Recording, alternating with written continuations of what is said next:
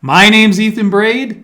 Today's January 1, 2024. Today we're going to talk about possible recession this year and an update on the economy. Let's begin our recession outlook with an analysis of the most accurate recession indicator, which is inversion of the yield curve. Yield curve inversion happens when short-term interest rates are higher than long-term rates. It tends to be a very short situation that doesn't last very long because it doesn't make sense. Why, for example, would you invest your money for 10 or 20 years at an interest rate lower than what you can get for, say, 3 months or 1 year? Ordinarily, we expect long-term interest rates for 10, 20, or 30-year bonds to be higher than short-term interest rates. In ordinary times, we expect to get more yield for committing our capital for a longer period of time. But there are periods of time, as we can see from this chart, where everything gets turned upside down. We're in one of those time periods right now. Only this time, the inversion is much more significant than anything that we've seen in the last 6+ decades.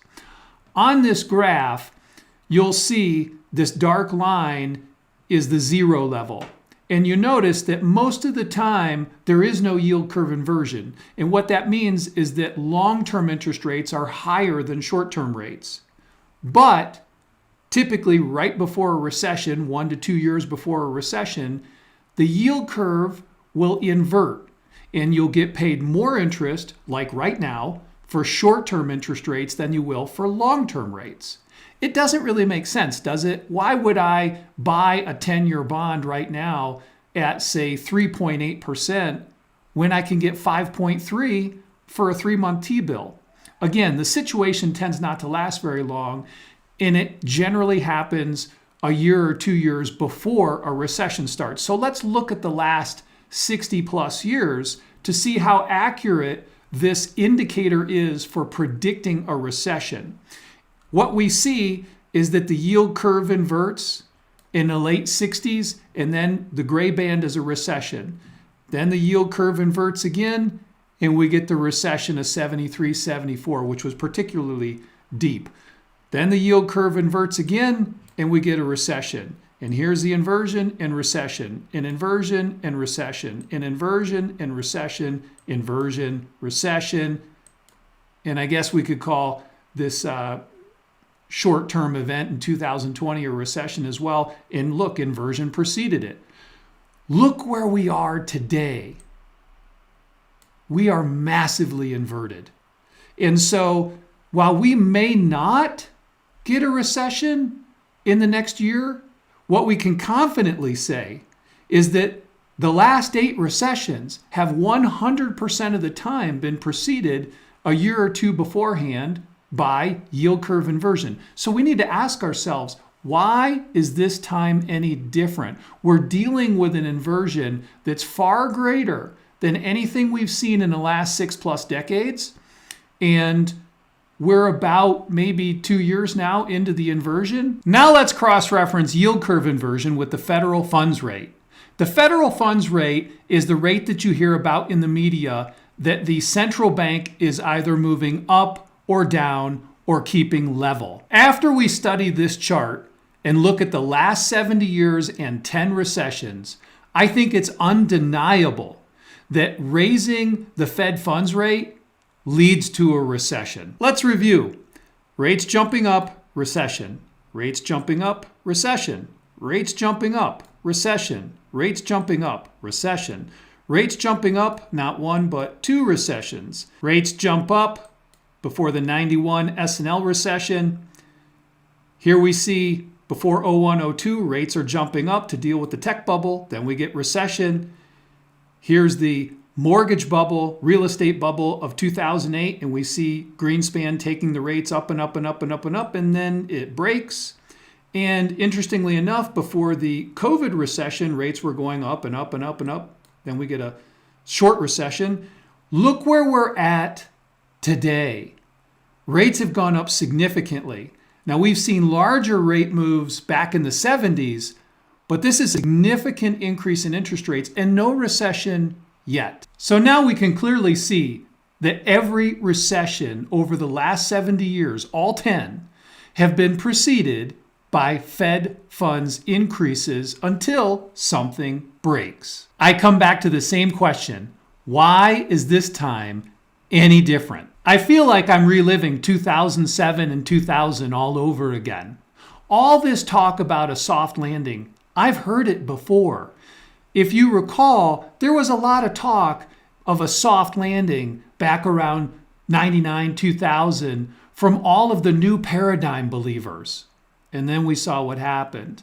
In 2007, there were plenty of voices saying we were going to have a soft landing.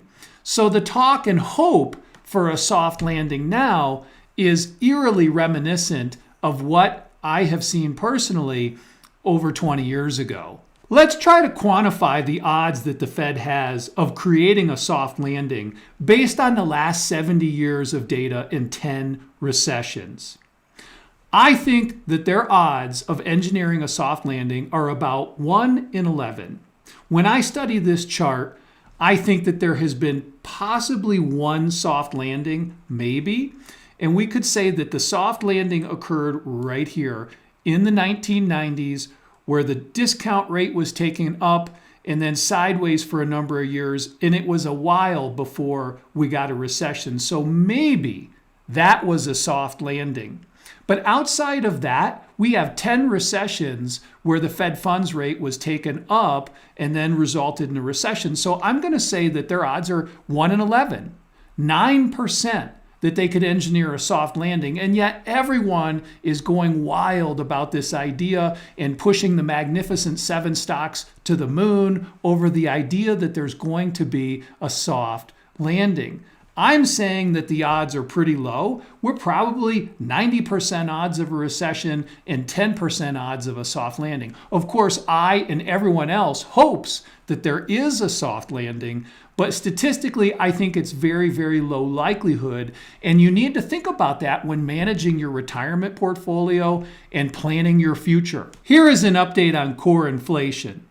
Couple things I want to point out before we analyze this chart. Number one, in January of 2022, we wrote an article for clients letting them know that inflation was likely to be higher than expected and the Fed was likely to have to raise interest rates more and sooner than expected, and that they should be in short-term bonds as a result. There was a tremendous amount of COVID relief money being pumped out into the economy, and there were going to be consequences.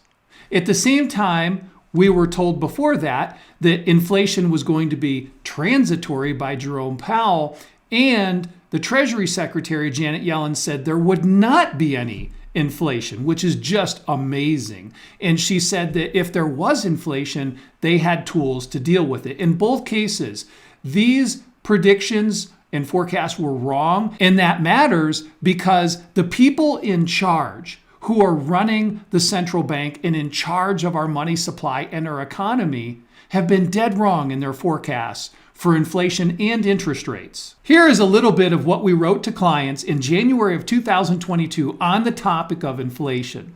When we last wrote to you on inflation, we thought that the Fed may be forced to act, raising interest rates well ahead of the previously announced schedule.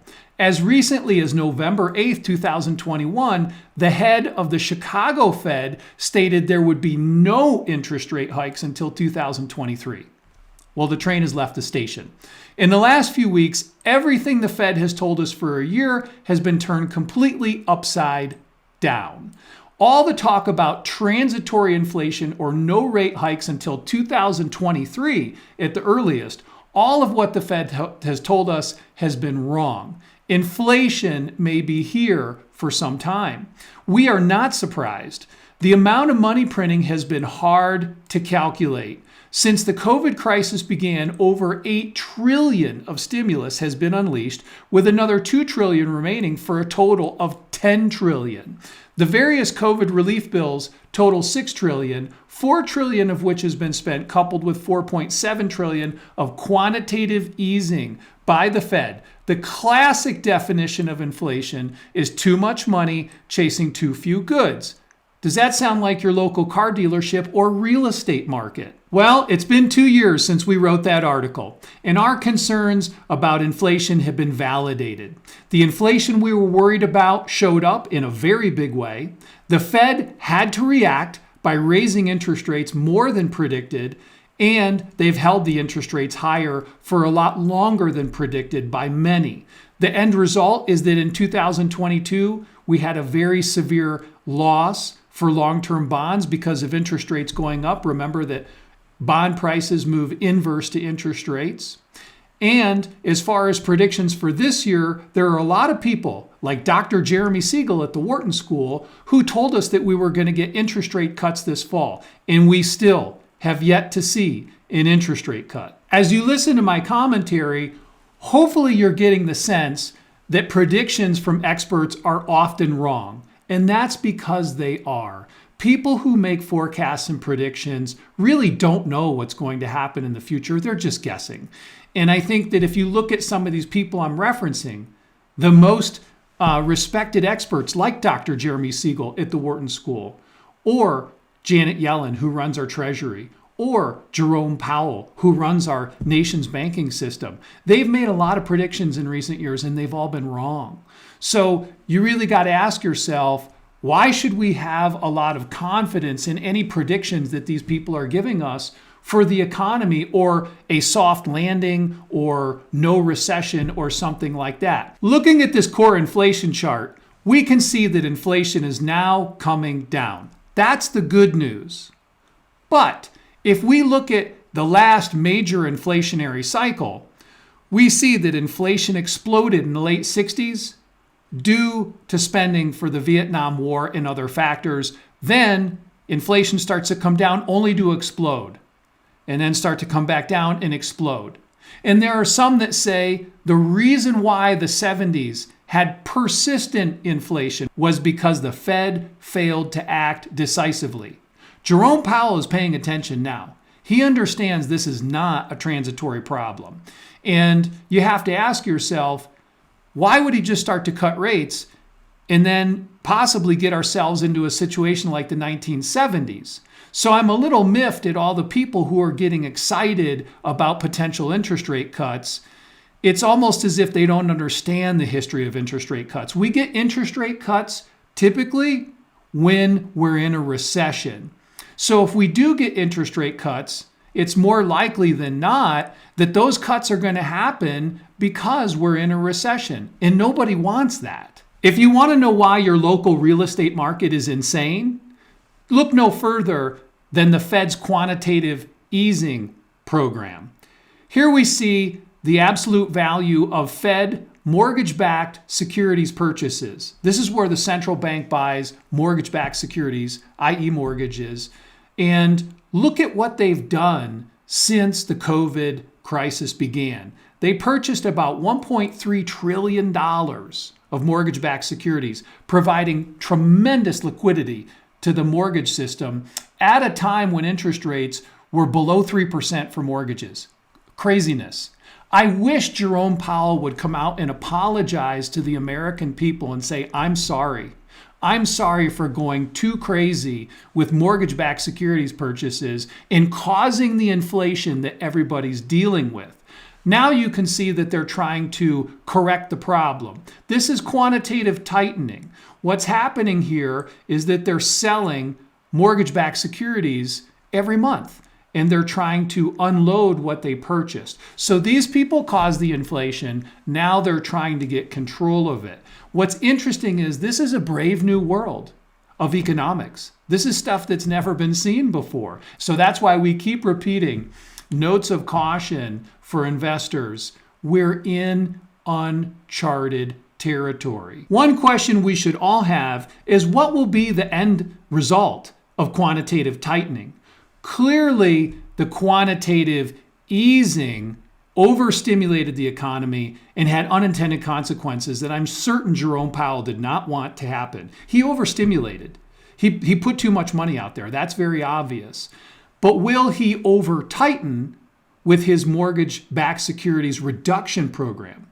And one other thing that I would add is that this program began years ago in the last recession of 2008, when a large amount of mortgage-backed securities were for the first time ever purchased to bail us out of the depths of the Great Recession. Here we can see the impact of the Fed mortgage-backed security bond buying program, quantitative easing, on the housing market. We see a huge jump up in activity due to rock bottom interest rates and crazy liquidity provided by the Fed. Then we see a massive drop in activity due to high interest rates, ridiculous home prices, and quantitative tightening. I would add that lack of inventory has also led to this problem. The question becomes, what happens now? The Fed caused this problem. They're trying to fix it. I can distinctly recall Jerome Powell saying, if you're a millennial, you need to wait to buy a home. When does a Fed chair ever tell a United States citizen to not make a purchase or a transaction? That's wild stuff. I don't know how many people paid attention to that. I sure did. I was shocked by it. And what I take that or interpret that is, he's saying, I plan to bring house prices down. And he's doing it. It's starting to happen. But where is it going to go? If we have low activity or worse activity in the future for housing, that can't be good for the economy. Now I'm going to give you an update on our long view of the economy. This is a graph of the total debt position of the United States. This is all forms of credit. This is government debt, municipal debt, corporate debt, mortgage debt, student debt, credit cards, so on and so forth. When you add it all up, we're at roughly $97 trillion. That amount is up 330% in the last 23 years. Just a shocking amount of debt. And of course, this expansion of debt in the era of zero interest rates has caused asset values to increase considerably. We can see from this chart that the government has been a big driver in the growth of our total debt position. The government debt is up over 500% in the last 23 years. Unfortunately, consequences are coming for this amount of debt at the government level. What we see is that in 2024, interest is going to exceed $1 trillion. Why does that matter? That matters because that is more than our national defense. And this amount of interest, which I would say is now entering the acute phase of this debt super cycle, is going to start crowding out other very important spending, or takes money that would be available for other important spending at the government level, such as Medicare and Social Security and national defense. This is the size of our debt position relative to our economy. It's known as debt to GDP. All you have to do to look at this chart is know that the debt is much larger than the economy, and that's very concerning. That's why I'm calling this the danger zone. Nobody knows how long this position can last. It could go on for a while, like Japan. Japan has been well over 100% debt to GDP for a long time. Will we be able to do the same? Maybe, but it's not a good position to be in when the debt of the nation is greater than the economy. Unfortunately, in the next 10 or 15 years, a very real potential outcome for the amount of debt that we have in our society is what you see on this slide. It's scary, but it can really happen, and you want to be prepared for it. You want to have a plan in place to get through an event like this. The plan should include having a diversified portfolio, not having a lot of debt on your balance sheet, and just planning for the future to be able to live beneath your means. Why am I saying this? If we look back at the 1920s, particularly in 28, that's when the yield curve inverted.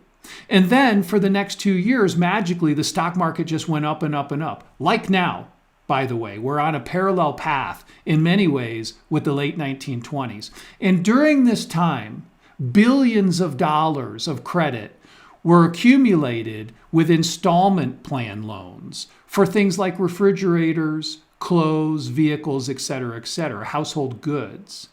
Does that sound like the buy now, pay later that's so popular right now? Sure it is. It's the same thing. Now, I'm not predicting that we're going to have a collapse anytime soon, but I do think a deflationary depression within, say, the next 10 or 15 years is a very realistic possibility. Historically, for thousands of years, when governments or city-states are in as much debt as we are, the end result tends to be a deflationary depression. So you really need to be thinking about this. Now let's take a look at our government's budget and see what conclusions we can draw from it in light of all this debt.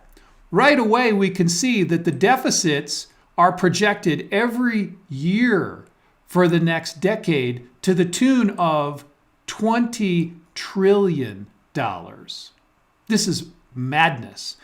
If we look at the revenue that comes into the government, for 2024, they're expecting about 4.8 trillion, 2.4 trillion from individual income taxes, payroll taxes, 1.6 trillion, 479 billion from corporate income taxes. If anyone ever says that corporations don't pay income taxes, they're wrong. Look at this $1.6 trillion. Half of that is from corporations. And then we see 261 billion in other, that's going to be tariffs and things like that. But they're spending 6.4 trillion. So if you think of everything leading up to this slide, the government is just adding on debt, debt, debt, and more debt. At what point does it become unsustainable? We are now in a position where we absolutely need other governments, pension plans, individuals, etc., to keep buying this deficit. In other words, this deficit only happens because other people and other countries are buying our debt. When will we get to the point? Or when will people wake up and say, you know what? I'm not going to accept 3.8% on a 10-year. How about 10%? Because you're a risk. So you need to pay me much more interest in order to entice me to buy your debt. We're not there yet, but my question is, when do we get there? And I think that within the next 10 years, it can definitely happen. We're on the path for some type of financial collapse. One thing that should become apparent from this slide is that the government is backed into a corner.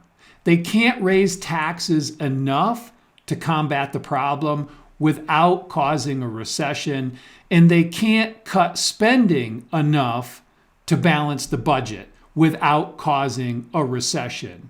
We're in a pretty serious predicament here. Now let's look at a couple bright spots. This is unemployment rate over the last 76 years. And what we can see is that unemployment is incredibly low, 3.7%. This is very good. The only other time in the last 76 years that we've been lower than this was in the 1950s. So we're doing great as far as jobs go. You can't have a recession when everyone has a job. However, I would point out that when the tide turns, if you look at the chart, it turns really fast.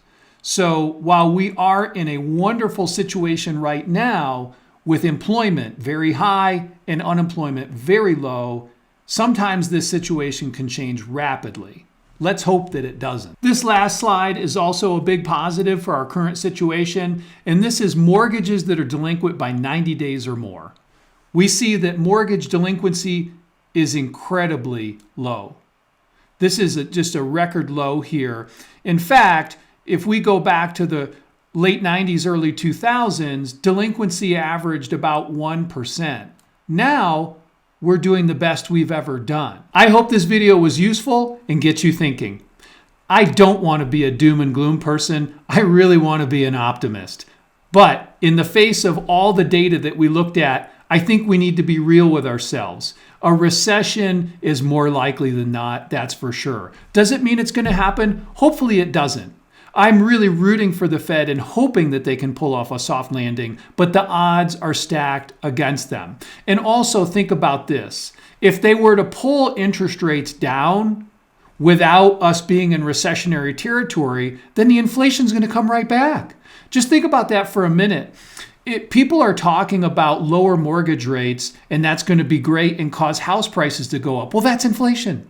So if you really start thinking about this, they need to keep rates about where they're at to prevent home prices from exploding upwards, causing more inflation. Okay, very important concept to think about. We think now is a good time for investors to rethink their asset allocation and just make sure that they're comfortable with the level of risk that they have. Typically, when recessions hit, if we were to get one, they come on fast, and before you know it, you're one step down a slippery slope and then you're at the bottom and you've lost 40 or 50% in the stock market. So it's a good time to reassess your risk tolerance and ask yourself, am I comfortable with the potential volatility in my portfolio? And is my portfolio aligned with my long-term goals? Very important things to think about, and now is a good time to revisit those concepts. I hope you found this video to be helpful. I hope this video gets you thinking, helps you better analyze your finances, and improve your family's financial plan.